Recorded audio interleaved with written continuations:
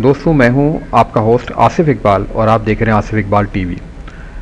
दोस्तों आज की वीडियो में मैं एक बहुत काम की बात आपके साथ शेयर करूंगा और वो ये है कि जब कभी आप अपनी गाड़ी का टायर चेंज करें तो कभी भी ये टूल इस्तेमाल ना करें। उसकी वजह यह है कि इस टूल के इस्तेमाल की वजह से जो व्हील स्टड हैं ये अक्सर टूट जाते हैं, क्योंकि जब आप नट खोलते हैं तो आप एक तरफ फोर्स अप्लाई करते हैं, जिसकी वजह से जो व्हील स्टड हैं इन पर जोर पड़ता है और ये टूट जाते हैं।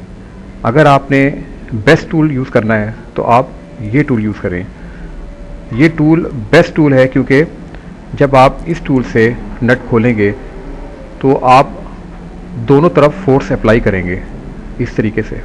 देखें, तो जब आप इस तरह फोर्स अप्लाई करेंगे तो व्हील स्टड पे जोर नहीं पड़ेगा और वो टूटने से महफूज रहेंगे। तो मैं तो ये रिकमेंड करूँगा कि आप हमेशा ये टूल इस्तेमाल करें।